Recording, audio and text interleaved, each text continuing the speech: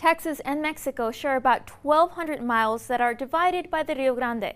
Legislators have mandated the Texas State Soil and Water Conservation Board eradicate the Carrizo cane that grows along it, leaving the method up to them. By the very virtue of their name, Border Patrol's mission takes them among the tall and winding trails created by Carrizo cane along the border. This plant that can grow up to 25 feet a year creates a problem for them, says Border Patrol Union President Hector Garza. This Carrizo cane does hinder our abilities to secure the border, and it does present a threat to our agents and to the community and to the country at large. Efforts have been made in the past to eradicate it, and in 2015, the state passed Senate Bill 1734.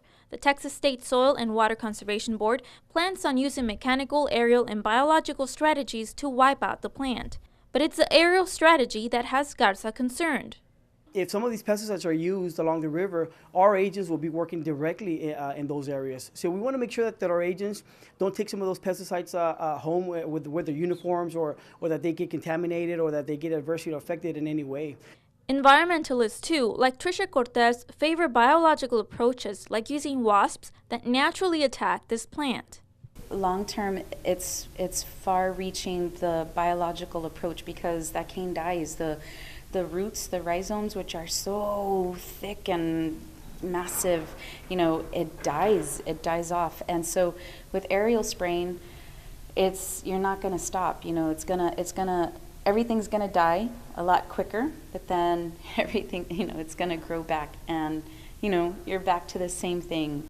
Before the Conservation Board faces this challenge, they'll be facing another one. No funding has been provided for their program, yet plans prevail. Garza just hopes those plans take everyone into consideration. We want to make sure that we use a method that is not only friendly to our community, but it's safe for our agents, and it's also good for border security.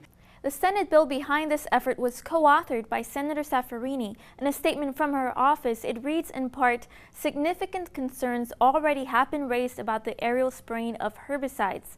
What's more, a 2010 legal settlement prohibits the Border Patrol from conducting aerial spraying along Laredo riverbanks, and state agency officials are well aware of that history and our community's opposition to the aerial spraying of herbicides."